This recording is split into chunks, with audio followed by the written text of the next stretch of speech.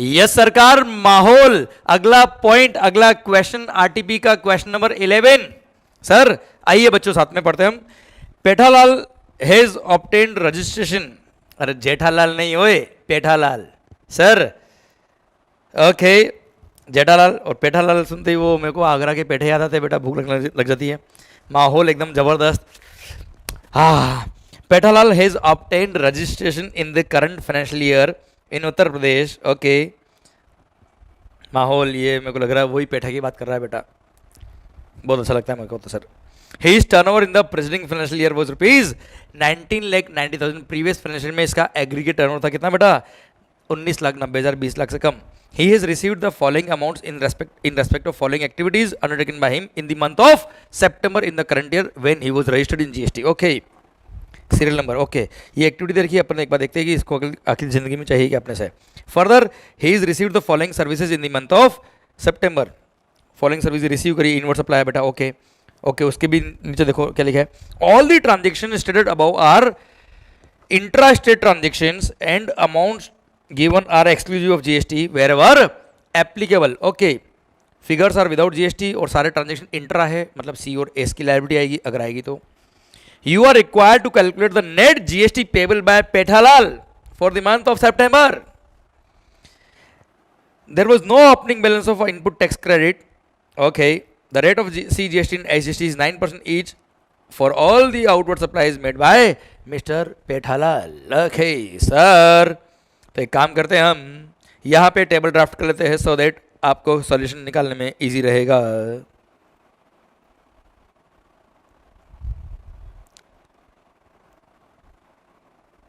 Net GST payable निकालना sir, आपको निकाल लेंगे सर, कोई गल नहीं सर।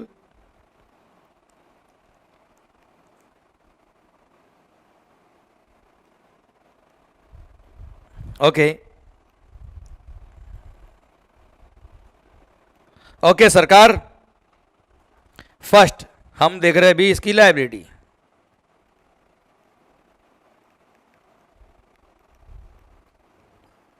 लायबिलिटी कितनी होगी साहब? फर्स्ट केस फ्यूनरल सर्विसेज, और आपको पता है क्या, funeral services are neither supply of goods no supply of services, schedule 3 में कवर है सर, और इस पे कोई जीएसटी लेवी नहीं होगा।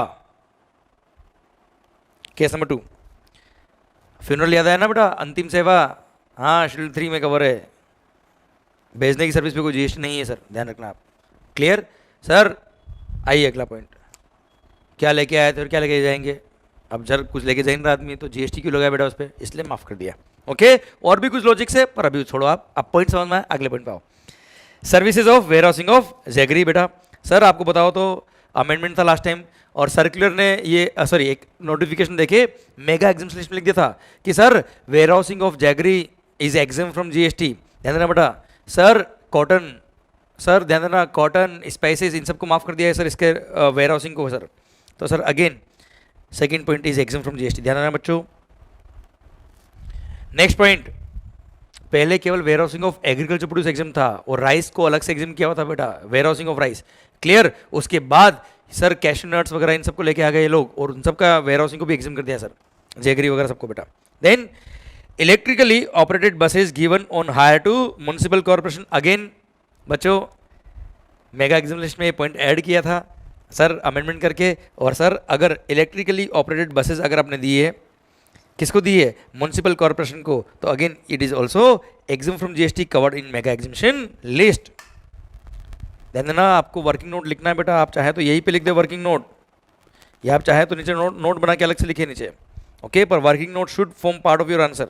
Then point number 4, service provided to recognised sports body as a commentator. ओहो, पढ़ाते वक्त बताया था मैंने आपको कि सर रिकॉग्नाइज स्पोर्ट्स बॉडी को किसी इंडिविजुअल ने सर्विसेज दी है as a player, referee, umpire, coach और team manager for participation in a sporting event organised by recognise sporting event, या रिकॉग्नाइज स्पोर्ट्स बॉडी को अनदर रिकॉग्नाइज स्पोर्ट्स बॉडी ने service दी तो एग्जाम होता है, अदरवाइज एग्जाम नहीं होता है। कमेंटेटर ने अगर सर्विस दी तो वो टैक्सेबल होगी साहब। तो सर पेठालाल ने क्या करी है? कमेंट्री करी है बेटा, सर टैक्स लगेगा बच्चों।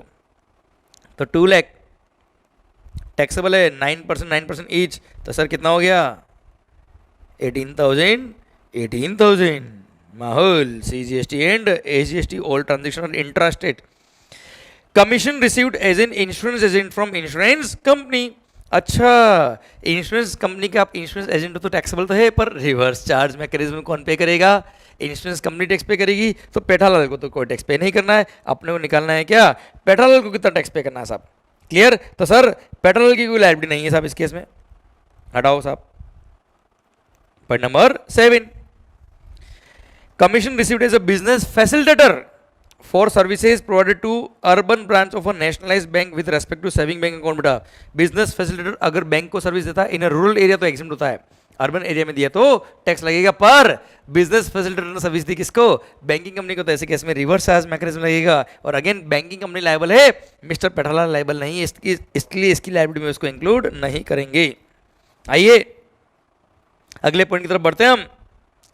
Security services, okay, supply of security personal provided to Damodar engineering college registered under GST. हाँ, security services to registered person for the security of the college premises. Okay, सरकार कॉलेज प्रीमाइसेस का security services देना था, और star marker लिखा क्या? All the engineering courses run by DC जो college है are recognised by law the All India Council for Technical Education जो AICTE के एग्जाम होते हैं बेटा। ओके सर, देन बेटा ये कॉलेज है जो रिकॉग्नाइज्ड डिग्री कोर्स दे रहा है आपको, तो ऐसे केस में वो एजुकेशनल इंस्टीट्यूशन के स्कोप में आ जाएगा।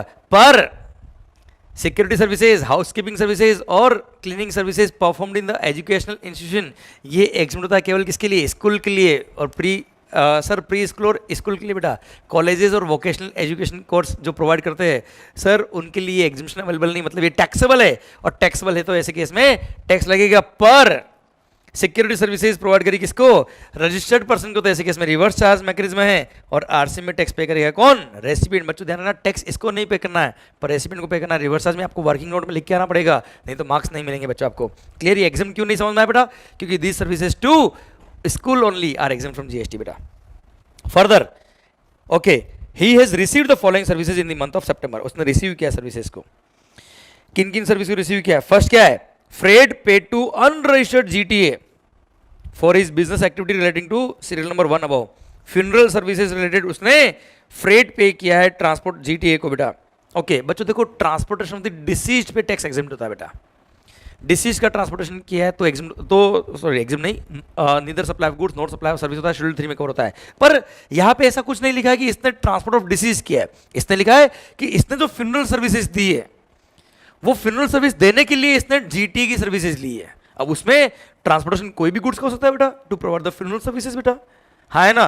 तो ऐसे केस में वो तो एग्जाम्प्ट है नहीं, तो टैक्सेबल हो जाएगी। अब टैक्सेबल होगी, ये रजिस्टर्ड है और जीटीए रजिस्टर्ड नहीं है, तो सर नेचुरल सी बात है सर 5% टैक्स पे करने की लायबिलिटी आएगी, रिवर्स चार्ज मैकेनिज्म लगेगा, और यहाँ पर रेसिपिएंट जीटीए लायबल होगा, रेसिपिएंट पेट्रोल लायबल होगा जीएसटी पे करने के लिए, क्योंकि वो रजिस्टर्ड है जीएसटी में बेटा। तो सर यहाँ पे आरसीएम की लायबिलिटी आएगी। सेकंड थिंग,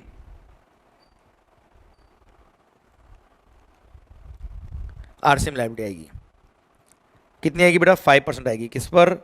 1 लाख पर। Since all transaction intrastate supply माना हुआ है तो 2.5% सीजीएसटी, 2.5% एसजीएसटी, तो 2500 रेस्पेक्टिवली सीजीएसटी एंड एसजीएसटी का लायबिलिटी आ गया इसका। Okay clear? पर हाँ एट द सेम टाइम आपको ये देखना है कि इसका आईटीसी मिलेगा क्या? Since funeral services are neither supply of goods not supply of service, उस पर कोई जीएसटी नहीं है, आउटवर्ड पे कोई लायबिलिटी नहीं, कोई लायबिलिटी नहीं आती है, तो इनवर्ड सप्लाई का कोई आईटीसी नहीं मिलता, आपको पता है बेटा, तो कोई आईटीसी नहीं मिलेगा बेटा इसका। ओके ये था पॉइंट नंबर ए आपका। फिर इनवर्ड सप्लाई कौन सा लिया? Legal advice received from messrs Kanoon associates, a partnership firm seeking advice in relation to tax dispute of the business. 50,000 rupees ने लीगल एडवाइस के लिए सर फीस दिया है, और आपको पता है लीगल एडवाइसेस फ्रॉम एडवोकेट्स और firm of advocate are chargeable to GST if the recipient is a business entity.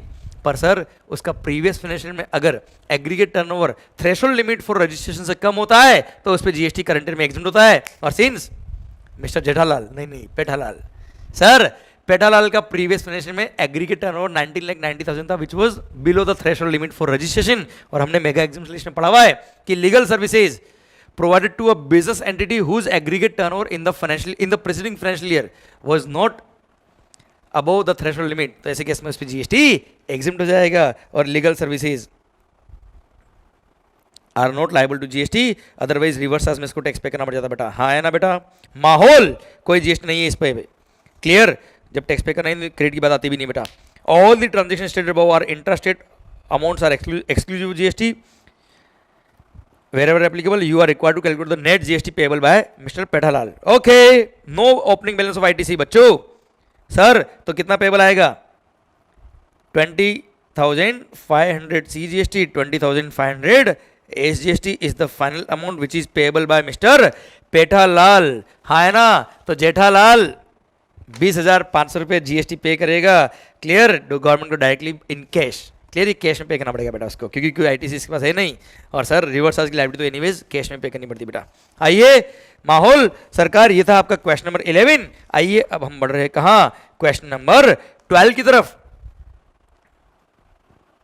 आओ बच्चों। Sir arise India private limited, a company engaged in manufacturing various goods, has its corporate office at Mumbai and manufacturing unit in Pune and Chennai and service centers in Kolkata and Bengaluru. Okay, corporate office है मुंबई में, manufacturing unit है पुणे में, चेन्नई में, और service centre है कहाँ, कोलकाता और बेंगलुरु में।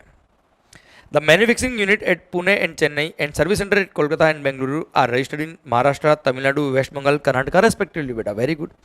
The corporate office is registered as an input service distributor ISD, section number 20 and 21, read with rule number 39 of the CGST rules. Mahol. All the units and centers of Arise India Private Limited are operational in the current year, क्योंकि operation होते तो ही ITC distribute होता है respective units को। The corporate office intends to distribute the ITC for the month of October. The following details are available for such distribution. Following details are available. Okay. Question के and में देखिए बेटा, कुछ इसने box के बाद लिखा है क्या। चेन्नई यूनिट, नेक्स्ट पेज पे देखा, Chennai unit manufactures exempted products. Okay, कोई फर्क नहीं पड़ता बेटा, कोई यूनिट एग्जेम्प्ट गुड्स बनाया, टैक्सेबल बनाया, हमें कोई फर्क नहीं पड़ता, हम तो क्रेडिट डिस्ट्रीब्यूट कर देते बेटा, एलिजिबल क्रेडिट हो या इन एलिजिबल क्रेडिट हो, हम तो डिस्ट्रीब्यूट कर देंगे। Compute the amount of ITC to be distributed to each of the units and centres. कितना आईटीसी डिस्ट्रीब्यूट करना है बेटा। ओके सर, आपको पता है जिन भी यूनिट को ट्रांसफर करना होता है उनके टर्नओवर के बेस पे दिया होता है। अब टर्नओवर दे रखा गया सर, यस, टेबल नंबर 1 देखिए, यूनिट और centre Pune, Chennai, Kolkata, Bengaluru. Turnover for the quarter ending September. Sir previous financial का एनुअल टर्नओवर के बेस पे हम डिवाइड करते हैं, पर अगर प्रीवियस फाइनेंशियल का एनुअल टर्नओवर नहीं है तो लास्ट क्वार्टर जब टर्नओवर अवेलेबल होते हैं चारों के, उसके बेस पे। तो सिंस प्रीवियस फाइनेंशियल के टर्नओवर नहीं दे रखे क्वेश्चन है, तो लास्ट क्वार्टर के टर्नओवर ले लेंगे हम बेटा। तो टर्नओवर दे रखा है पुणे, चेन्नई, बेंगलुरु और sir Pune, Chennai, Kolkata and Bengaluru. Okay बच्चों ध्यान रखना, अब हमारा जो ध्यान है, हम जो क्लास के अंदर लेक्चर्स में हम जो आईएसडी के क्वेश्चन करते हैं उसके लिए जो बॉक्सेस बनाते हैं वो अभी से बना दो बेटा, सॉल्यूशन करना आपके लिए इजी रहेगा।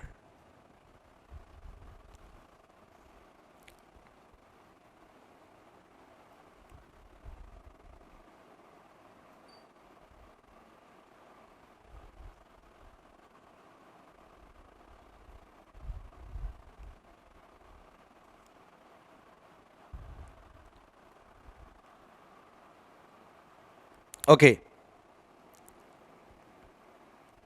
सर,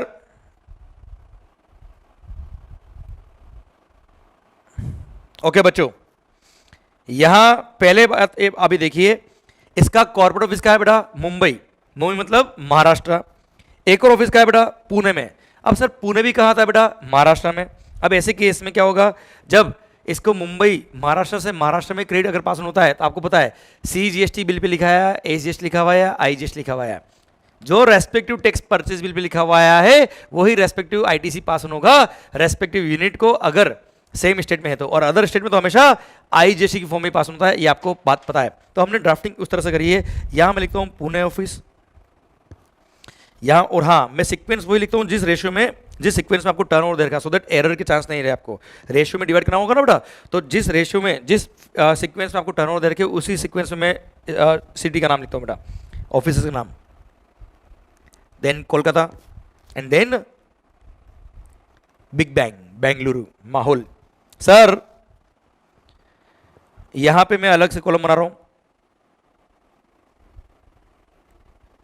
ये है C G S T, S G S T, I G S T, यहाँ पे only I G S T, I G S T और आई जी एस टी, क्योंकि मुंबई महाराष्ट्र में, पुणे भी महाराष्ट्र में है। ओके सर, आइए हम बात करते हैं, टर्नओवर दे रखे हैं। एक काम करो, टर्नओवर भी यहाँ लिख दो, ध्यान रहेगा।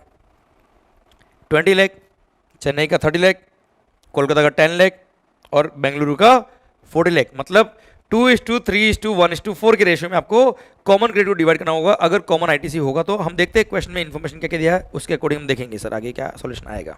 आइए सर, सबसे पहले टेबल 1 में जो लास्ट थर्ड आपको कॉलम दे रखा है वो क्या दे रखा है बेटा, eligible ITC on input services attributable to a specific unit और center for the month of October. अगर कोई सर्विस किसी एक पर्टिकुलर सेंटर या फैक्ट्री के लिए ही है तो वो क्रेडिट भी उसी पर्टिकुलर यूनिट या सेंटर को ही डिस्ट्रीब्यूट होगा, किसी और को डिस्ट्रीब्यूट नहीं होगा। तो सर पहले हम इनका डिस्ट्रीब्यूशन कर लेते हैं। फर्स्ट दे रखा है क्या, एलिजिबल आईटीसी है, फर्स्ट दे रखा है पुणे के लिए IGST 3 लाख, CGST 30,000 और SGST 30,000। तो सर पुणे अगर आपको ट्रांसफर करना है महाराष्ट्र मुंबई से ही, तो ऐसे केस में जो रेस्पेक्टिव टैक्स है रेस्पेक्टिव आईटीसी पास हो जाएगा। तो 3 लाख, पिंक कलर लेते हैं सर, पिंक ठीक है सर, माहौल एकदम। तो सर IGST में 3 लाख, देन CGST में 30,000,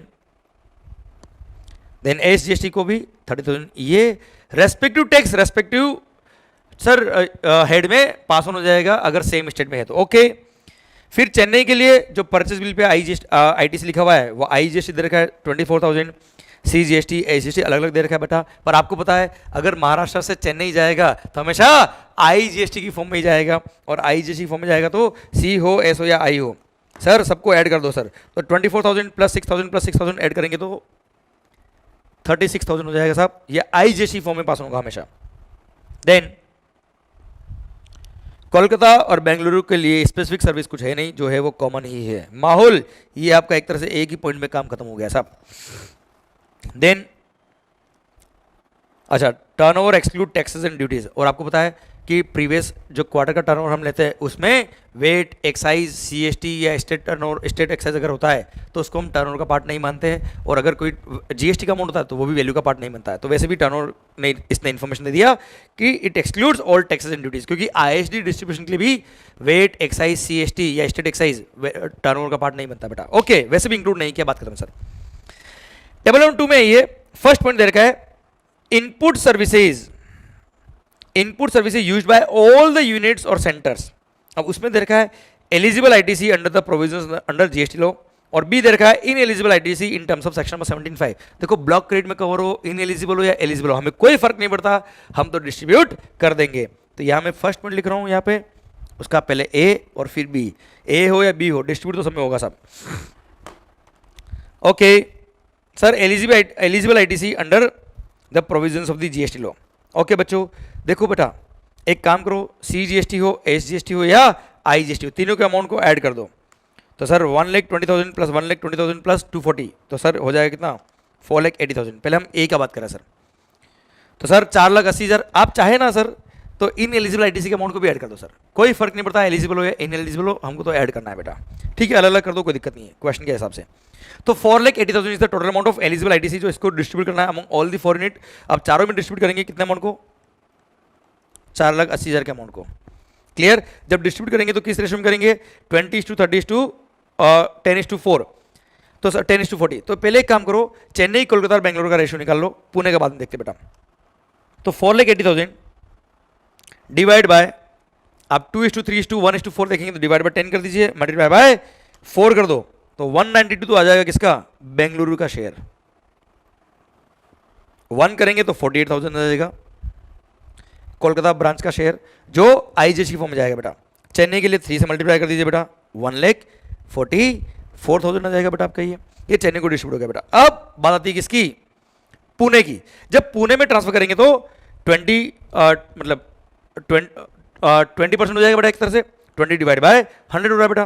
तो सर अब जब पुणे को हम ट्रांसफर करेंगे तो जो रेस्पेक्टिव टैक्स है उसी फॉर्म में जाएगा बच्चा। तो एक काम कर, पुणे का रेशियो 20 डिवाइड बाय 100 है बेटा, मतलब 1/5 हो गया एक तरह से। तो पुणे का रेशियो है 1/5। अब 1/5 जो आएगा किसका, 1,20,000 CGST है, उसका डिवाइड बाय 5 कर दे, 24,000 CGST जाएगा बेटा। देन 24,000 ही एस जी जाएगा, 120 डिवाइड बाय 1/5 और 2,40,000 डबल कर दो सर 48,000। हाँ है ना बेटा। तो सर ये अमाउंट आ गया CGST, SGST और IGST respectively for Pune branch, क्योंकि सेम स्टेट में होता है तो CGST CGST की फॉर्म में जाएगा, IGST IGST की फॉर्म में ट्रांसफर होगा और SGST SGST की फॉर्म में ही डिस्ट्रीब्यूट होगा बेटा। बाकी सब ब्रांच में हमने क्लब करके इसलिए किया क्योंकि हमेशा IGST की फॉर्म में ही ट्रांसफर होगा क्रेडिट अदर स्टेट के अंदर बेटा। अब in eligible ITC total amount बताओ कितना सर हो गया 40 40 और 80 कितना 1,60,000। अगेन सेम सर सिस्टम करिए आप, 1,60,000 डिवाइड बाय 10 कर दो सर एक बार आप, मल्टीप्लाई बाय 4 करेंगे 64,000 यहां आ जाएगा ट्रांसफर होके। देन सर मल्टीप्लाई बाय 1 करेंगे 16,000 तो आ जाएगा IGST ट्रांसफर हो रहा है किसको, कोलकाता ब्रांच को। देन चेन्नई ब्रांच के लिए मल्टीप्लाई बाय 3 कर दो बेटा, 48,000 यहां ट्रांसफर हो जाएगा। अब हमारे पुणे ब्रांच के लिए सर 40,000 मल्टीप्लाई बाय 20% या 2 कर दो या डिवाइड बाय 5 कर दो, एक ही बात है सर। तो 40,000 डिवाइड बाय 5 कर दिया हमने सर, तो कितना आ गया बेटा 8,000। अरे समझ में आ रहा है क्या, पक्का ना, पक्का ऊपर से तो नहीं जा रहा है 100%? ओके, नहीं तो पतंग उड़ जाएगी और उड़ के कट जाएगी, पता ही नहीं पड़ेगा सर। आराम से बी विथ मी, अच्छे से समझिए बेटा। तो सर 2:10 के रेशियो में अगर डिवाइड किया 1/5 तो सर 8,000 आ गया किसके लिए, पुणे के लिए CGST SGST again 40,000 divide by 5 करेंगे 8,000 आ जाएगा। एंड इधर सर 16,000 अमाउंट आ जाएगा किसके लिए, पुणे ब्रांच के लिए। IGST का अमाउंट ITC पास होगा, इन एलिजिबल ITC उससे कोई फर्क नहीं पड़ता बेटा। सेकंड ये खत्म, पॉइंट नंबर 1। आइए माहौल, point number 2, inputs used by Pune unit and Kolkata center. ए भाई इनपुट सही है, और आपको पता है input service distributor can distribute the credit of only input services not inputs. दिमाग खराब नहीं करने का साहब, हटाओ माहौल। Point number 3, input services used by Chennai unit and Bengaluru center, ITC pertaining to such services is eligible ITC under the provisions of the GST law। eligible हो ineligible कोई मतलब नहीं बेटा, पर कहाँ काम आ रहा बेटा ये, चेन्नई और बेंगलुरु। तो एक काम करो, बाकी यूनिट में डैश मार्क कर दो सर, तो कंफ्यूजन का सर चांस रहेगा नहीं। चेन्नई बेंगलुरु में ही ट्रांसफर करना है तो हमेशा IGST फॉर्म में जाएगा महाराष्ट्र से। तो टोटल अमाउंट देख लो सर, 30 + 10 कितना हो गया साहब 70,000। अब 70,000 को डिवाइड करना है केवल चेन्नई और बेंगलुरु में, और चेन्नई बेंगलुरु का शेयर कितना है 30 और 40, तो उसी रेशियो में होगा बेटा। तो 3:4 के रेशियो में, मतलब 30,000 ITC यहाँ जाएगा, 40,000 ITC बेंगलुरु जाएगा बेटा। माहौल पॉइंट नंबर 3 खत्म होता है। अब आइए बस खत्म। अरे माहौल सर इसी के साथ पॉइंट खत्म होता है। अब इन अमाउंट्स को ऐड कर दीजिए, टोटल अमाउंट आ जाएगा और इतना अमाउंट टोटल डिस्ट्रीब्यूट कर पाएगा ये IST इन दिस मंथ बेटा। क्लियर? इसी के साथ पूरा क्वेश्चन भी खत्म होता है। आपने देखा हो तो सर बहुत कंफर्टेबली ये क्वेश्चन पूरा आपका हो गया है बेटा। क्लियर? तो सर अगर फंडामेंटल क्लियर है तो कभी कोई दिक्कत नहीं आती है। रेसिपेंट भले ही एग्जाम टर्नओवर करता हो या एलिजिबल ITC हो, इन एलिजिबल ITC हो, कोई फर्क नहीं पड़ता, सारा क्रेडिट डिस्ट्रीब्यूट हो जाएगा। सर जो रेशियो हमने बात करी है उस रेशियो में डिस्ट्रीब्यूट होगा, बात खत्म बेटा।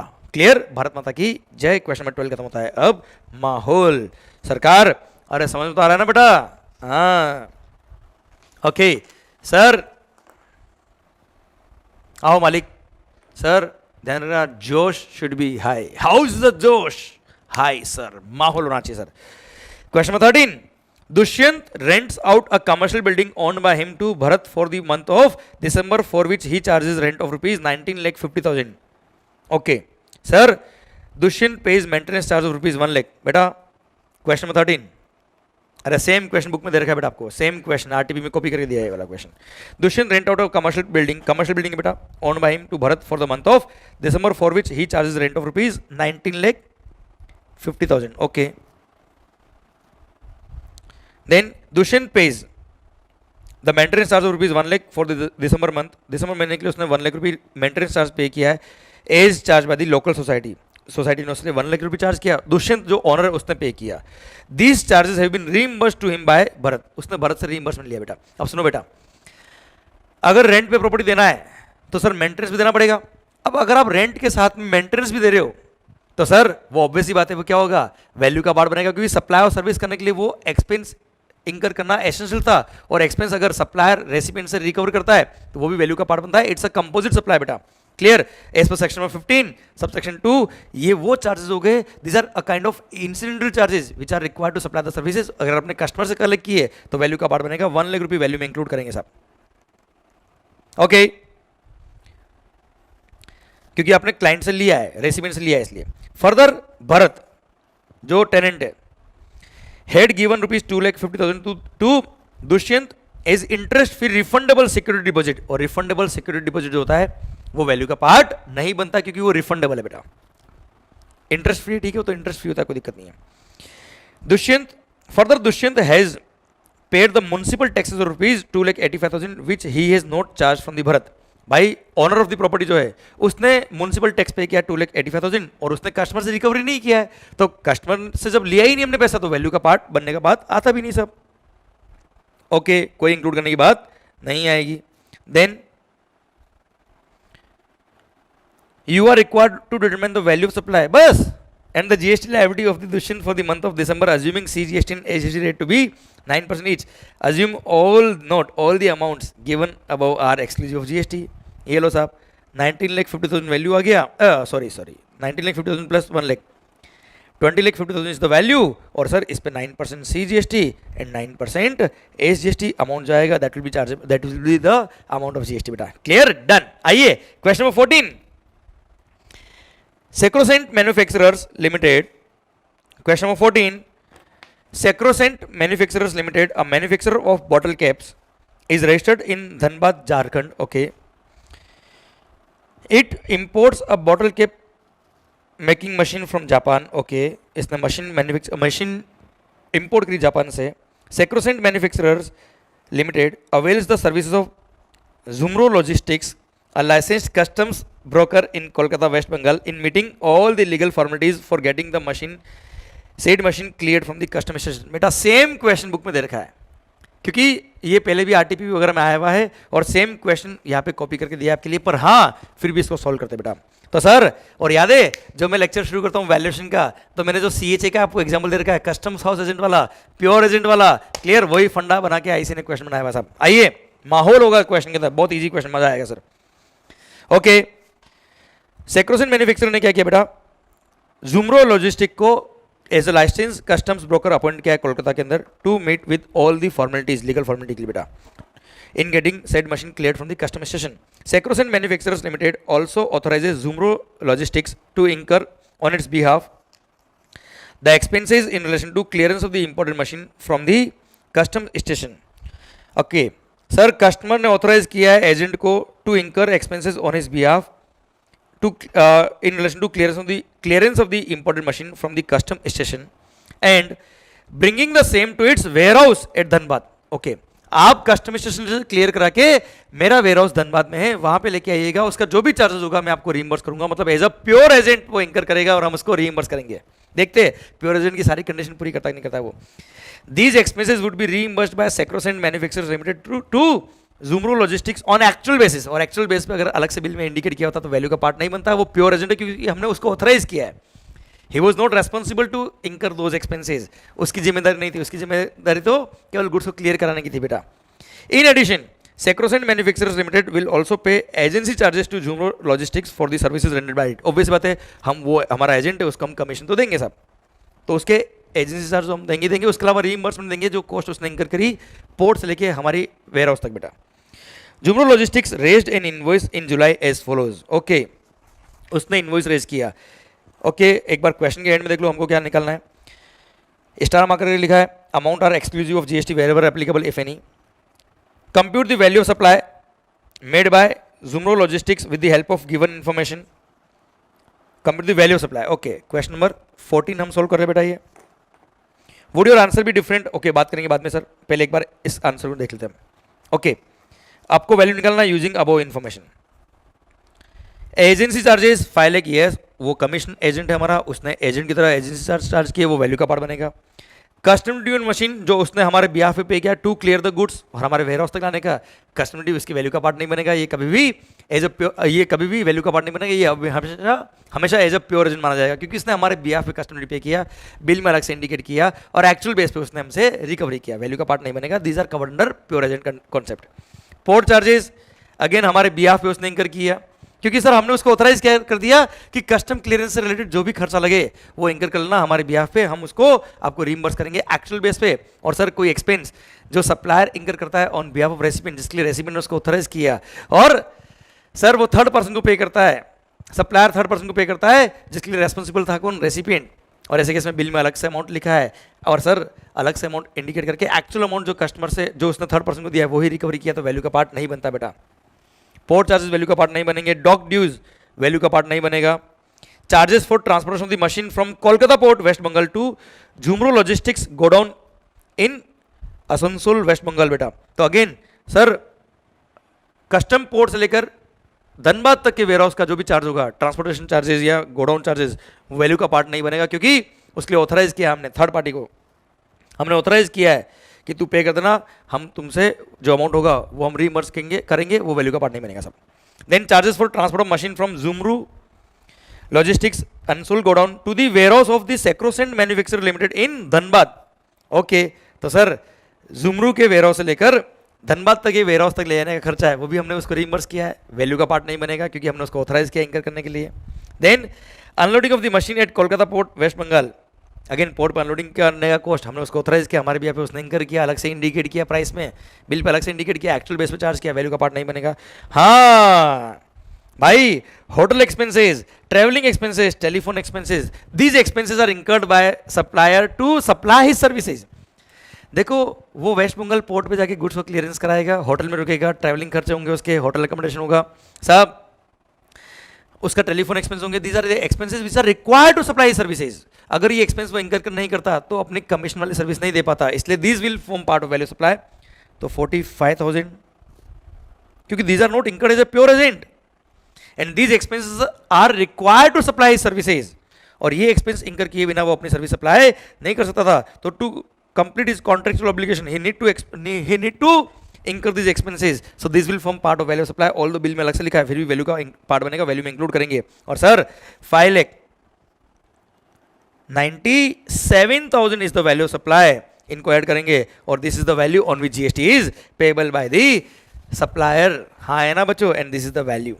डन, क्वेश्चन नंबर 14 खत्म होता है। अब नहीं, गलती हुई थी हमसे, क्वेश्चन नंबर 14 के एंड में एक और क्वेश्चन हमसे पूछा इसने। क्वेश्चन नंबर 14 का लास्ट पैराग्राफ देखिए वापस से। Compute the value supply made by Jhumru logistics with the help of given information. Would your answer be different if Jhumru logistics charges ₹13 lakh as a lump sum consideration for clearing the imported machine from custom station and bringing the same to the warehouse of the Sacrosanct Manufacturing Limited? Sir अगर मैंने झुमरू को direct contract दे दिया कि एक काम करना, मैं तेरे को 13 लाख रुपए दूंगा लमसम, तेरे को गुड्स कस्टम क्लियरेंस करा के मेरी फैक्ट्री लेके आना, पैसा बोल, उसने बोला 13 लाख, मैंने कहा डन। तो sir now as per contract मैं उसको 13 लाख दूंगा। अब कोई भी एक्सपेंस उसको इंकर करना है, कुछ भी खर्चा उसको इंकर करना, वो उसकी रेस्पॉन्सिबिलिटी है। He is not incurring these expenses on my behalf. He is incurring expense on his own behalf. So when Zumru is incurring expenses on his own behalf, तो all these expenses will form part of value supply. और sir पूरा 13 लाख ही क्या हो जाएगा, value supply हो जाएगा, क्योंकि sir उसने एज अ प्योर एजेंट कोई भी एक्सपेंस मेरे बिहाफ पे इंकर नहीं किया, उसने लमसम हमसे 13 लाख रुपए चार्ज किए, बिल में कोई अमाउंट अलग से इंडिकेट नहीं किया, एज अ प्योर एजेंट नहीं है सब का कोई भी काम। क्लियर, कॉन्ट्रैक्ट दे दिया कि मेरी फैक्ट्री तक पैसा मेरी फैक्ट्री तक गुड्स लाने का पैसा बोला 13 लाख, तो all these expense will form part of value supply, पूरा 13 लाख पे जीएसटी लगेगा बेटा। Done, entire 13 lakh is the value supply बेटा। माहौल सेम एग्जांपल मैंने बुक में दिया था, सेम एग्जांपल सर मैंने क्लास में पढ़ाया था आपको जब मैं वैल्यूएशन शुरू करता हूं, तो बेटा माहौल। आइए सर क्वेश्चन नंबर 15 की तरफ बढ़ते हैं बेटा। Innova Bhave is engaged in supply of taxable services. He supplies some services in the month of April and collect the IGST of rupees 15,50,000 on the said supply on 18th of April. अप्रैल में services दी और 15,50,000 रुपये IGST collect कर लिया 18 अप्रैल को साहब। However, he fails to pay the tax so collected within 30 days from the due date of making payment of tax to the government. साहब जो due date था उससे 30 दिन गुजर गए, इसने टैक्स पे नहीं किया गवर्नमेंट को। Okay, no show cause notice has been issued to him so far Innova Bhave decide to discharge his tax liability before issue of show cause notice is he is of the view that no penalty is leviable if the payment of tax is made before issue of show cause notice. आपको पता है कि अगर show cause notice से पहले आप self assess करके tax पे करते थे तो नो पेनल्टी इज चार्ज, पर अगर आपने सेल्फ असेसमेंट कर दिया और कस्टमर से टैक्स ले लिया और due date of making payment से 30 दिन निकल गए उसके बाद पे किया तो पेनल्टी का जो वेवर होता है वो आपके केस में नहीं मिलता है अगर आपने सेल्फ असेस करके टैक्स कस्टमर से ले लिया तो. इसलिए एक और क्वेश्चन क्या बोलता है, therefore he self assesses his tax liability at ₹15,50,000 and pays the same on 26th of June. Determine the amount of interest and penalty if any payable by the Innova Bhave. सरकार पेनल्टी लगेगा और आपको पता है section number 73 के अंदर, section number 73 में जब आप शो कोज नोटिस आपको इशू नहीं हुआ उससे पहले भी अगर आप पे कर देते हो तो वैसे पेनल्टी का अमाउंट जीरो हो जाता है, पेनल्टी का अमाउंट जीरो होता है. पर अगर आपने कस्टमर से कलेक्ट कर लिया टैक्स का अमाउंट और due date of making payment से 30 दिन निकल गए और आपने पे नहीं किया तो पेनल्टी वेवर नहीं मिलता है. और मिस्टेक के केस में पेनल्टी होता है कितना बेटा, 73 के केस में, अदर देन फ्रॉड के केस में 10% ऑफ द टैक्स अमाउंट और ₹10,000 whichever इज हायर. तो पहले हम निकाल रहे हैं पेनल्टी का अमाउंट. क्वेश्चन नंबर 15 का आंसर हम देख रहे हैं बेटा. पेनल्टी का अमाउंट कितना होगा बेटा, 10% ऑफ वोट टैक्स का अमाउंट. टैक्स इन्वॉल्व 15,50,000 था बेटा, उसका 10% कितना होगा बेटा, 1,55,000 और ₹10,000 विच एवर इज हायर. या इधर लिखो अच्छे से, और ₹10,000 ऑब्वियस ही बात है विच एवर इज हायर. अरे जल्दी बताओ ना, 1,55,000 में से और 10,000 में विच एवर इज हायर. अरे हायर कौन सा है, 1,55,000 सर. तो 1,55,000 उसको पेनल्टी पे करना पड़ेगा ऑल दो शो कोज नोटिस से पहले उसने टैक्स जमा करा दिया फिर भी सर. सेकंड थिंग इसने पूछा इंटरेस्ट कितना पे करना है, 18% पर एनम सर. अब सर इंटरेस्ट की कैलकुलेशन कर लेते हैं हम बेटा. 15,50,000 इज द टैक्स का amount, 18% per annum is the simple interest, interest का रेट. अब सर अप्रैल मंथ का अमाउंट था सर. अब अप्रैल मंथ का इसने कब पे किया, 26 जून को पे किया. अब अप्रैल मंथ की लायबिलिटी कब आती है बेटा, आपको पता है सर नेक्स्ट मंथ की 20th को. तो 20th May is the due date. तो सर ऐसे केस में इंटरेस्ट जो पे करना पड़ेगा 21 मई से 26 ऑफ जून तक का इसको इंटरेस्ट पे करना पड़ेगा. अब सब आप कैलकुलेट करेंगे तो सर 21 मई से, मतलब मई महीने के 20 दिन निकाल दो बेटा, 21 को काउंट करेंगे बेटा, 20 तारीख की ड्यू डेट. तो 21 से 31 मई, 31 डे का होता है मंथ, मई मंथ बेटा. तो 11 डेज तो हो गए मई के, एंड 26 डे हो गए किसके, जून के. आगे कितने, 37 डेज. तो आ जाएगा कैसे, 37 डेज डिवाइड बाय 365 डेज. तो sir 15,50,000 multiply by 18% multiply by 37 divide by 365. Amount of interest round of करेंगे तो आएगा कितना, 28,2. This is the amount of interest rounded off कर दिया मैंने नियरेस्ट मल्टीपल ऑफ रुपी में. This is payable by the assessee mister Innova भावे. माहौल. आइए सरकार, point number question number 16. Examine question number 16. Examine whether the offenses committed in each of the following independent cases are bailable or not. Further determine the quantum of punishment on prosecution under CGST Act in each of the following cases बेटा. Okay sir, कुल मिला के ये bailable offence है non bailable है देखना है, और कितना पनिशमेंट लगेगा, imprisonment.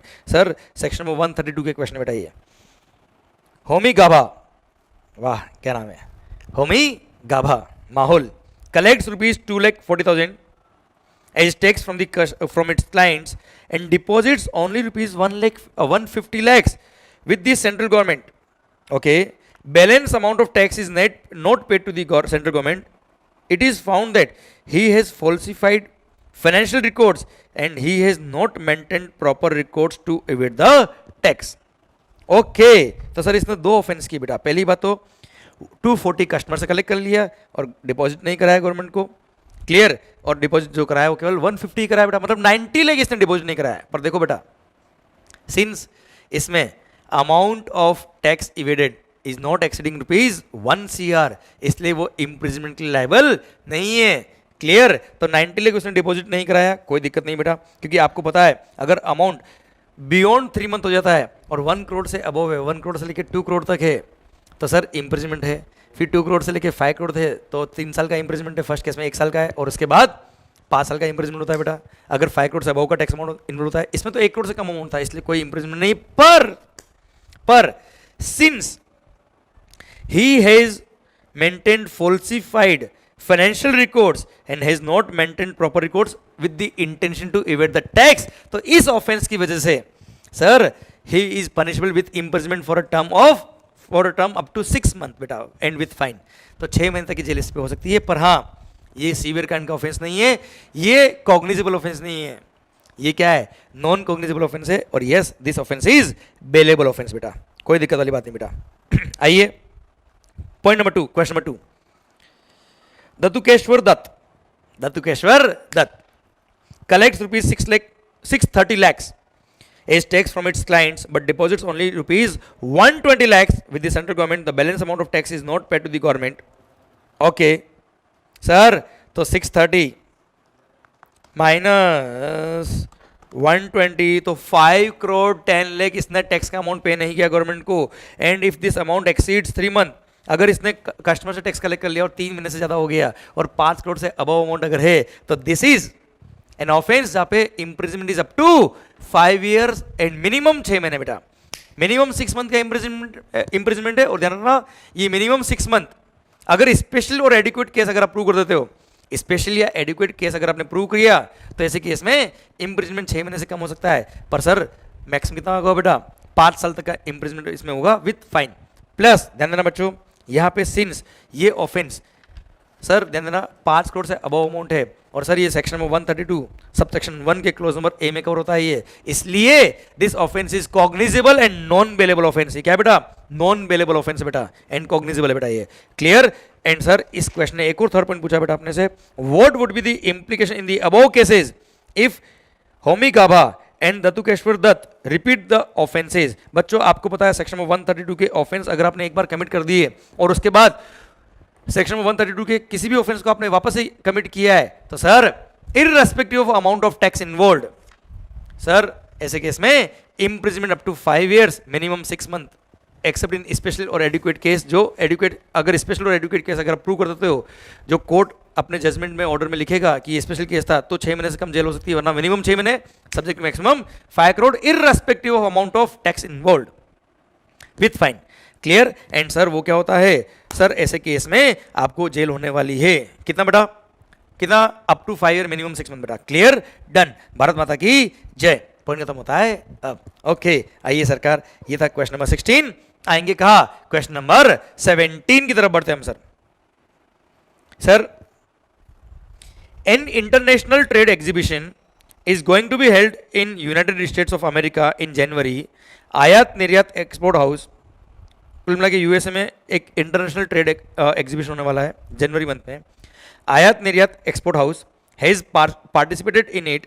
It intends to send 100 units of taxable goods manufactured by it to USA for display in such exhibition. बच्चों सर्कुलर आया हुआ है इसका, और सर्कुलर के बेस पर डायरेक्ट क्वेश्चन बना दे रहे हैं बेटा। सर ध्यान देना बेटा, आयात निर्यात export house is of the view that the activity of sending the goods out of India for exhibition is a zero rated supply. However, its tax advisor does not concur with its view. Examine whether the view of आयात निर्यात export house is correct or not. Okay पहले पूरा पढ़ लेते हैं, फिर हम देखते हैं इसने क्या पूछना है। पहली बात तो ये बेटा, जब गुड्स बाहर ले जाएगा एग्जीबिशन के लिए ले जा रहा है बेटा, गुड्स ऑन अप्रूवल बेस पे, वो सेल ऑन अप्रूवल बेस पे, तो डिलीवरी चालान के थ्रू जाएगा। ओके सेकंड बात, ये जीरो रेटेड सप्लाई के इसको में कवर नहीं होता है। क्यों नहीं होता है, क्योंकि जीरो रेटेड सप्लाई का मतलब होता है सप्लाई ऑफ गुड्स और सर्विस और बोथ, अगर वो एक्सपोर्ट किया या एसईजेड को सप्लाई किया, हाँ है ना। एंड सर ये तो सप्लाई के स्कोप में ही कवर नहीं होता है, क्योंकि दिट इज विदाउट कंसीडरेशन, और विदाउट कंसीडरेशन अगर आप कोई गुड्स को, क्योंकि गुड्स ऑन अप्रूवल बेस पे जा रहा है, विदाउट कंसीडरेशन अगर बाहर जा रहा है, और शेड्यूल 1 में 4 ट्रांजेक्शन कवर है, वही ट्रांजेक्शन अगर विदाउट कंसीडरेशन होते हैं तो ही सप्लाई होते हैं। और ये तो नॉर्मल एग्जीबिशन जा रहा है बेटा, और नॉर्मल एग्जीबिशन में अगर आप भेजते हो तो वो ट्रांजैक्शन शेड्यूल 1 में कवर नहीं होता है, इसलिए वो सप्लाई के स्कोप में नहीं आता है। अब सप्लाई में नहीं आता है तो जीरो रेट सप्लाई में भी वो ऑब्वियस बात है नहीं आएगा। अब सर जीरो रेट सप्लाई ही नहीं है तो there is no question of filing of LUT या बॉन्ड, कोई लेटर ऑफ अंडरटेकिंग या बॉन्ड साइन करने की जरूरत आपको नहीं है। क्लियर, ये जीरो रेट सप्लाई के स्कोप में नहीं आएगा बेटा। ओके, तो फर्स्ट तो आपने देख लिया कि सर आयात निर्यात एक्सपोर्ट हाउस का जो व्यू है कि ये जीरो रेट सप्लाई है, ये गलत फहमी उसकी बेटा। अज्यूमिंग दैट आयात Niryat export house could not sell any goods at exhibition and bring back entire 100 unit to India in February or second in August, कोई सेल नहीं हुआ, वापस गुड्स आ गए बेटा।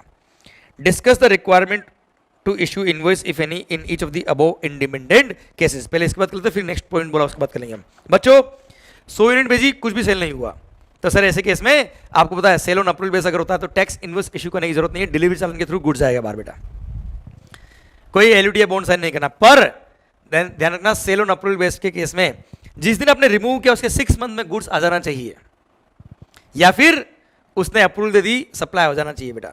उसने अगर 6 महीने के अंदर अप्रूवल नहीं दी तो जैसे ही 6 मंथ एक्सपायर होंगे उस दिन आपको टैक्स इनवॉइस इशू करने की रिक्वायरमेंट आ जाएगी, मतलब वो सप्लाई मान लेंगे और टैक्स की लायबिलिटी आ जाएगी बेटा आपके।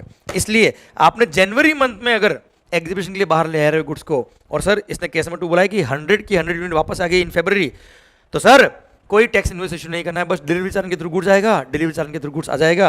पर अगर अगस्त में गुड्स आ रहा है रिटर्न होके, कोई सेल नहीं हुआ, तो सर जनवरी से देखो आप, सर 6 मंथ एक्सपायर होंगे अगस्त आने से पहले पहले, तो जैसे ही 6 महीने एक्सपायर होंगे आपको टैक्स इनवॉइस इशू करना पड़ेगा उन सब पे। क्लियर, समझे मेरी बात? और ऐसे केस में सप्लाई माना जाएगा उनको बेटा। आइए, तो सर 100 यूनिट का टैक्स इनवॉइस इशू करना पड़ेगा अगर गुड्स अगस्त में रिटर्न होता है, तो जैसे ही जनवरी मंथ में जिस दिन आप ले जाएंगे उससे जिस दिन 6 महीने एक्सपायर होंगे उस दिन आपको टैक्स इनवॉइस इशू करने पड़ेंगे बेटा। पर फरवरी में अगर आ गए तो कोई टैक्स इनवॉइस इशू करने की जरूरत नहीं है। Would your answer be different if Aayat Niryat export house sells an aggregate of 65 unit of taxable goods in USA exhibition on different dates in January itself, okay, and remaining 35 units are brought back on 31st January itself। बच्चों अगर exhibition ले गया 65 unit वहां cell हो गए, तो जब वो सेल करेगा तब उस टाइम रेस्पेक्टिव 65 यूनिट का जब वो सेल करता जाएगा तब तक वो टैक्स इनवॉइस इशू करता जाएगा, पर उस पर कोई जीएसटी पे करने की जरूरत नहीं है क्योंकि वो गुड्स आउट ऑफ इंडिया गया है, कोई दिक्कत नहीं बेटा आपके लिए। ऑल दो आपने बॉन्ड या एलयूटी साइन नहीं किया क्योंकि जब ले आ रहे थे तब ये कंफर्म नहीं था कि उस पर टैक्स पे करना कि नहीं, कि वो सप्लाई होगा कि नहीं होगा बेटा। क्लियर, इसलिए आपने बॉन्ड, क्योंकि वो जीरो रेट सप्लाई में कवर नहीं था, आपने बॉन्ड एलयूटी साइन नहीं किया। पर फिर भी जब वहाँ पे गुड्स पसंद हो गया, आ गया समझ में, कस्टमर ने अप्रूवल दे दी, पसंद कर लिया और खरीद लिया, तो उस पर कोई टैक्स पे करने की जरूरत नहीं है, पर टैक्स इनवॉइस तो इश्यू करना पड़ेगा सब। एंड 35 यूनिट अगर 31 जनवरी को आप लेके आ गए तो डिलीवरी चालन के थ्रू गुड्स वापस आ जाएगा, कोई दिक्कत नहीं साहब। द टैक्स एडवाइजर ऑफ आयात Niryat export houses advises the assessee that the export of 65 units qualify as zero rate supply and it should apply for refund of unutilized ITC in respect of the same। Since 65 unit के लिए approval आ गया, sale हो गया, वो zero rate supply के scope में cover हो जाएगा क्योंकि वो सप्लाई हो गया, और आउट ऑफ इंडिया वो taking goods from India to place outside India is export, तो ऐसे केस में एक्सपोर्ट में कवर हो जाएगा, और एक्सपोर्ट में कवर हो गया मतलब जीरो रेटेड सप्लाई में कवर हो गया, और जीरो रेटेड सप्लाई में अगर कवर हो गया तो ऐसे केस में उसमें काम आने वाले इनपुट्स का आप आईटीसी अवेल कर सकते हो, और आईटीसी अवेल करके अगर आईटीसी काम नहीं आ रहा तो you can claim the refund in respect of 65 units बेटा। Okay, examine the technical veracity of the tax advisers of the tax advisers advice. Clear, हमने पूरा पॉइंट समझ लिया और एक्चुअली पूरा सर्कुलर एचडी ने क्वेश्चन बना के पूछ लिया। I hope you got the entire fundamental बच्चों। क्लियर, माहौल डन सर। आइए सर क्वेश्चन नंबर 18 की तरफ बढ़ते हैं हम। कनकन, वाह, कनकन corporation had imported a machine from USA for rupees 365 lakhs on payment of appropriate custom duty in February. However, in July, the machine had to be sent back to the supplier for repairs. Okay, इसने एक machine import किया था USA से 365 लाख में on payment of appropriate custom duty in February. However, in July, the machine had been sent back to the supplier for repairs not amounting to manufacture. Okay, repairing के लिए आपने India से बाहर वापस भेजा। याद है बेटा कस्टम का क्वेश्चन?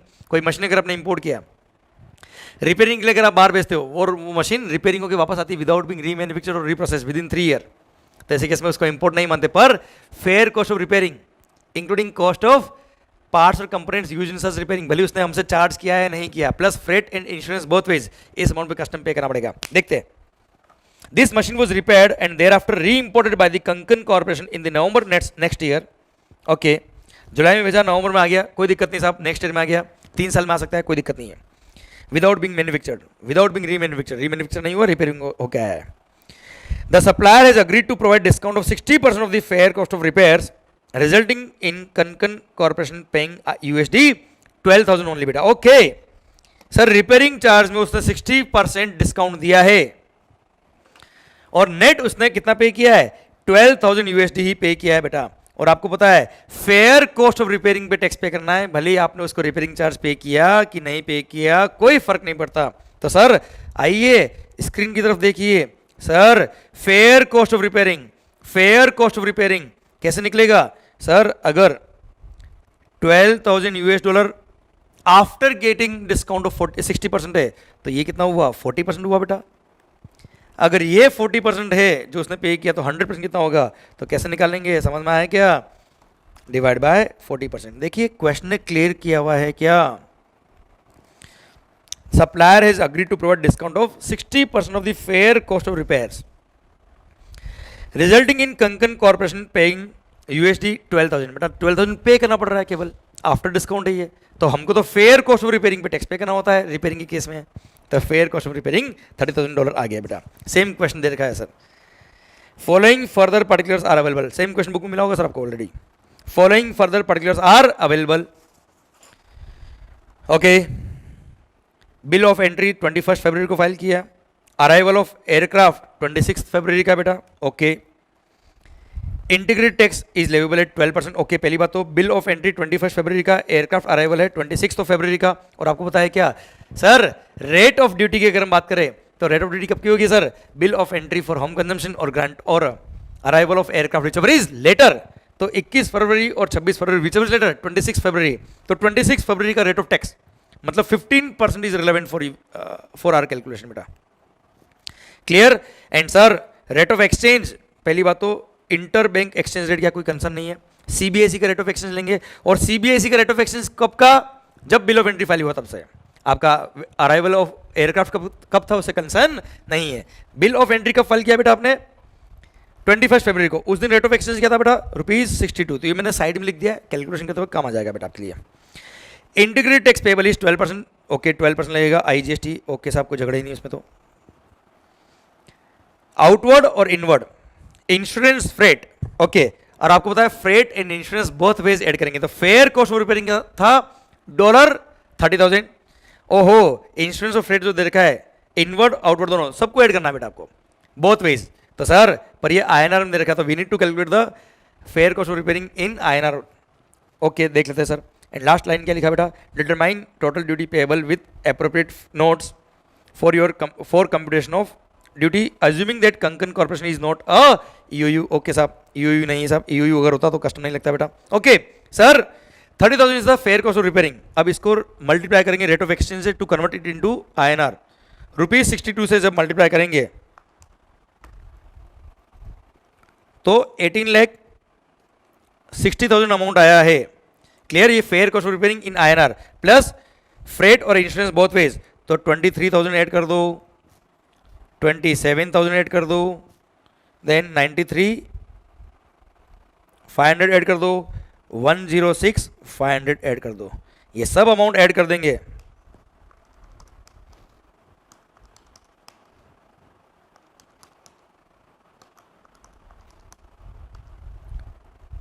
तो 21,10,000 अमाउंट आएगा. This is the assessed value on which customs is payable. और कस्टम जो पे करना है, कितना पे करना बेटा आपको, रेट ऑफ टैक्स हमने निकाला था बेटा 15%.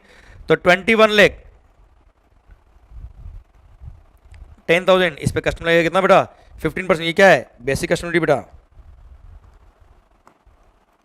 316,500. बच्चों ध्यान रखना, फीस पे लगेगा क्या, सोशल वेलफेयर सरचार्ज 10%. 31650 कर दो साहब. ये तीनों ऐड कर देंगे, ये तीनों ऐड कर देंगे तो क्या अमाउंट आएगा, 31,650. ये अमाउंट ऐड किया 24,58,150. ये अमाउंट आया. This is the value for the purpose of IGST. और IGST 12% आपको लगाना है इस अमाउंट पर, मल्टीप्लाई बाय 12%. 294978. क्लियर, ये लग गया IGST आपका। क्लियर, इसी के साथ भारत माता की जय। और टोटल ड्यूटी पेबल अगर निकालना हो तो ये प्लस ये तीनों अमाउंट ऐड कर देंगे तो टोटल ड्यूटी पेबल आ जाएगा। Clear, done. तो सर अगेन आपको बहुत इजी लगा होगा बेटा, ये क्वेश्चन आप ऑलरेडी पढ़ चुके हो सर। आइए क्वेश्चन नंबर 19, लास्ट के 2 क्वेश्चन बचे हैं बेटा और RTP भी खत्म मई 20 के लिए। और हाँ, जो मैंने पहले एक वीडियो अपलोड किया था RTP जो नवंबर 19 का था, वो आप सर मैं ऑलरेडी 4-5 महीने पहले अपलोड कर चुका हूँ, वो देख लीजिएगा बेटा। आइए तो RTP भी कवर हो जाएगी बेटा आपकी। Mister Samuel, a US resident aged 35 years has come to India on a tourist visa for a month long vacation. He carries with him as part of baggage the following items. ओहो, baggage का question बेटा sir. Okay, तो question का last में देखिए क्या पूछा है। With reference to the baggage rules 2016 determine whether mister Samuel will be required to pay any custom duty or not. Okay, custom pay करना है कि नहीं करना है ये निकालना है बेटा आपको। ओके सर, ये वैल्यू ना आयरन दे रखा आपको, ये पर्टिकुलर्स। माहौल, ट्रेवल सोनियर्स आपको पता है क्या सर, US से अगर आ रहा है कोई भी पर्सन, तो कोई भी सर ध्यान देना बेटा, US से अगर आ रहा है अदर देन इन्फेंट, तो ऐसे केस में सर पहली बात तो उसको जनरल फ्री अलाउंस जो मिलेगा, since he is a US resident. तो फॉरेन ओरिजिन का टूरिस्ट इंडिया में आता है, US आता है other than Nepal, Bhutan, Myanmar, तो ऐसे केस में 15,000 का उसको जनरल अलाउंस है। पर अलॉन्ग विद दैट 15,000 के अलावा sir used personal effect allowed है without any custom, plus travel souvenir की वैल्यू कुछ भी, कोई कंसर्न नहीं, कोई टैक्स नहीं लगेगा उस पर। तो सर फर्स्ट है ट्रेवल सोनियर, कोई कस्टम नहीं लगेगा, पूरा एलिजिबल है sir. Second, other articles carried on in person, yes, ये सर कंप्यूट करेंगे 15,000 का टोटल बेनिफिट उसको मिलेगा। एक्सेस अमाउंट जो होगा उस पर टैक्स लग जाएगा बेटा। सर 80 स्टिक्स ऑफ सिगरेट्स और ₹100। अरे सिगरेट हो, बेवड़ों की बात नहीं कर रहा हूँ, पहले सुट्टों की बात कर रहा हूँ मैं। तो 80 स्टिक ऑफ 100 each 8,000 की सिगरेट लिया है। और आपको पता है क्या एनेक्सर 1 में कवर होता है क्या, सिगरेट्स इन एक्सेस ऑफ कितनी स्टिक्स, 100। हाँ मुझे पता है, आपकी काम की बात तो आपको याद रहती है बेटा, भूलते नहीं हो आप। माहौल, तो 80 स्टिक तो एलिजिबल है बेटा। अच्छा 80 स्टिक एग्जाम नहीं है, 80 स्टिक्स आर एलिजिबल बेटा, तो हम एलिजिबल लिमिट में इंक्लूड कर रहे हैं बेटा इसको। 30 cartridges of fire arms value ₹500 each. तो sir cartridges in excess of 50 is covered in annexure 1, मतलब अप टू 50 एलिजिबल है एग्जामिनेशन के लिए, बिल्कुल एलिजिबल है। ये 30 ही लेके आए तो 15,000 एलिजिबल है साहब। 1 लीटर वाइन, ओहो घूम लो और झूम लो। तो सर घूमने तो आया ही है, साथ में झूमने की सामान भी लाया है। तो सर 1 लीटर वाइन, वैसे बहुत सारे लोग सोचते हैं सर 1 लीटर से क्या होता है, टंकी, ओए सर पूरा टैंक है तो 15,000 1 लीटर वाइन। और अनेक्सर 1 में क्या कवर होता है, wine in excess of 2 litres. तो सर 2 लीटर तक लेके तो एलिजिबल है साहब। ये 15,000 की दारू भी एलिजिबल है। तो सर इन सबको ऐड करो, कितना हो गया 150 प्लस 38,000 एक तरह से सर 138,000। हाँ ना बच्चों, sir 138,000 is the total amount. Sir 1 में भी कहीं कुछ ना कुछ सर 150 प्लस 38 भाई 38, तो 188। ऐसे एग्जाम में गलती होती है सर, सिली मिस्टेक हो जाती है कई बार, आराम से जोश में आ गया था मैं भी, घूम लो के चक्कर में। तो 188,000 सर, अब 188,000 में इसको एग्जामिनेशन कितना मिलेगा बेटा, जनरल फ्री अलाउंस जो इसके लिए है under rule number 3 of the baggage rules 2016 कितना है बेटा 15,000 का है, ये लेस कर देंगे। रिमेनिंग अमाउंट जो बचाएगा 1,73,000 is the amount which is chargeable to GST। और बैगेज पे रेट ऑफ कस्टम ड्यूटी कितना बेटा sir 35% custom duty plus social welfare surcharge 10% 35%। तो 173 मल्टीप्लाई बाय 35% 60,550, इसका 10% 6055। कई बार कैलकुलेटर की इतनी आता तो 10% करने में भी सर कैलकुलेटर यूज करे पागल से बिल्कुल ही। सर एक जीरो कम कर दो और क्या है सर। तो this is the amount which is payable by that mister Samuel when he is coming to India from USA। माहौल, इसी के साथ क्वेश्चन नंबर 19 भी खत्म होता है। अब ध्यान देना बेटा, बैगेज के आजकल क्वेश्चन आ रहे हैं न्यूमेरिकल स्तर के एग्जाम्स के अंदर। Sir last question of the RTP May 2020 exams के लिए, sir whether all types of export categories और sectors are eligible for duty credit scrip entitlement under MEI scheme. Okay sir, इसने क्या पूछा है, क्या ऑल एक्सपोर्ट कैटेगरी और sectors are eligible for duty credit entitlement scheme entitlement under merchandise export from India scheme. If your answer is no, क्योंकि आपको पता है देर are some sectors, there are some transaction which are not eligible for MEIS बेटा। If your answer is no, yes हमारा answer no है। Give few example of the export category और sectors which are ineligible for duty credit scrip entitlement under MEIS. Okay हम लिख देंगे साहब। तो sir अपने को क्या करना बेटा, इन एलिजिबल कैटेगरीज लिखनी बेटा जो इसने आंसर में दिया बेटा। जैसे supplies made from DTA to SEZ eligible नहीं है। Second, export through transshipment, that is exports that are originating in third country but transship through India, वो भी एलिजिबल नहीं है। Deemed export, then SEZ, EOU, EHTP, biotechnology park, free trade and warehousing zone, इनके product अगर आप DTA unit के through export कर रहे हो तो वो भी एलिजिबल नहीं है। Then export product which are subject to minimum export price और एक्सपोर्ट ड्यूटी, वो भी एलिजिबल नहीं है। Export made by unit in free trade and warehousing zone, ये सब 6 केस है जो एलिजिबल नहीं है। क्लियर। अब साहब इसने सेकंड पॉइंट और पूछा है, Saksham exports a consignment of handicraft item through a courier using e commerce on free of board value of ₹4,48,000। Determine whether the export consignment of Saksham is eligible for MES benefit. आपको पता है अगर e commerce operator के through या by post अगर आप कोई goods export करते हो तो यस वो एलिजिबल होता है एमईएस स्कीम के लिए। पर सर मैक्सिमम अमाउंट पर consignment can be 5 lakh, 5 lakh रुपए पर कंसाइनमेंट ही कंसिडर करेंगे। और सर एनीवेज मतलब जैसे 6 लाख का आपने कंसाइनमेंट भेजा तो भी हम 5 लाख ही काउंट करेंगे for the purpose of benefit of MEIS. और इसने एनीवेज कितना एक्सपोर्ट किया बेटा, कंसाइनमेंट वैल्यू एफओबी वैल्यू कितना बेटा, 4,48,000। तो सिंस एफओबी वैल्यू 4,48,000 रुपए है, 4,48,000 है, तो यस ये एलिजिबल है पूरे 4,48,000 के लिए जो भी एमईएस बेनिफिट मिलेगा इसको बेटा। क्लियर। इसी के साथ भारत माता की जय, पूरा आरटीपी खत्म होता है। अब बच्चों जिनके भी एग्जाम्स अभी जुलाई 20 में है या जिनके भी एग्जाम्स नवंबर 20 में है या मई 21 में है, वो सब भी ये आरटीपी के सॉल्यूशन देखिएगा। ये सारे क्वेश्चन आपके लिए भी रिलेवेंट है। क्लियर बच्चों। सो अच्छे से पढ़िए और पढ़ते रहिए and stay positive, stay happy, stay healthy. माहौल बनना चाहिए, आपकी पढ़ाई आपको सक्सेस दिलाएगी। ध्यान रखना आपका हार्ड वर्क, डेडिकेशन और डिटर्मिनेशन हमेशा आपको सक्सेस दिलाएगा। बेटा नेगेटिव माहौल में मत रहिएगा। सर मुझे पता है अभी जो ये कोरोना का जो ये उसकी वजह से एग्ज़ाम्स शिफ्ट हुए, फिर अभी ये बवाल चल रहा है कि एग्ज़ाम्स जुलाई में होने चाहिए नहीं होने चाहिए। बहुत सारे स्टूडेंट्स ऐसे हैं जिनके एरियाज़ रेड जोन में है, कंटेनमेंट जोन में, उनको बड़ा दुख हो रहा है कि सर हम तो वेल प्रिपेयर्ड एग्ज़ाम्स के लिए, हमारे एग्ज़ाम्स लेने चाहिए ऐसे को हम एग्ज़ाम क्यों ना दें। बच्चों देखो सिचुएशंस ऐसी है जो किसी के भी कंट्रोल में नहीं है। यहाँ आप अपना दिमाग खराब मत करना, बस आप पेशेंस रखना, जिस पे गुस्सा करना कर लेना, पर आपका माइंड नेगेटिव नहीं होना चाहिए। सर आप 1% भी पीछे नहीं धकेले जाना चाहिए। आपके माइंड के रेस्पेक्ट में बात कर रहा हूँ मैं। क्लियर। आपकी स्ट्रेंथ कम नहीं होनी चाहिए। आप जितना पेशेंस रखोगे उतना ही आप आगे बढ़ोगे बेटा। ये वो परिस्थितियाँ है जिससे हमें लड़ना है। ये वो सिचुएशन है जो किसी के कंट्रोल में नहीं है। ये वो सिचुएशन है जब अपने आप को खुद को ही समझाना पड़ेगा बेटा। क्लियर कि सर हमको पढ़ के आगे निकलना है और अच्छे से एक अच्छा इंसान बनना है बेटा। Clear. All the very best. पढ़ते रहिए, मजे मारते रहिए सर। और आपको जो भी हेल्प चाहिए मैं आपके लिए हूँ। लेक्चर रिलेटेड जो भी आपको चाहिए, मैंने सारे चैप्टर्स एक चैप्टर रिवीजन लेक्चर मैंने अपलोड कर दिया। इनफैक्ट इस बार के रिवीजन लेक्चर जो आपने देखे होंगे वो मोर डिटेल्ड है, ज़्यादा डिटेल्ड है। मेरे को बच्चों के फ़ोन आए थे, सर आप जरूरी नहीं है कि आप 8 आवर्स में पूरा करें, थोड़ा टाइम एक्स्ट्रा लीजिए और डिटेल में एक पॉइंट कवर करिए। मैंने एक पॉइंट कवर कर दिया, हर सर्कुलर भी कवर कर दिया, माहौल एकदम जबरदस्त शानदार। तो sir thank you so much, thank you for your love, thank you, all the very best. पढ़ते रहो बेटा। Thank you so much, love you all, take care, thank you.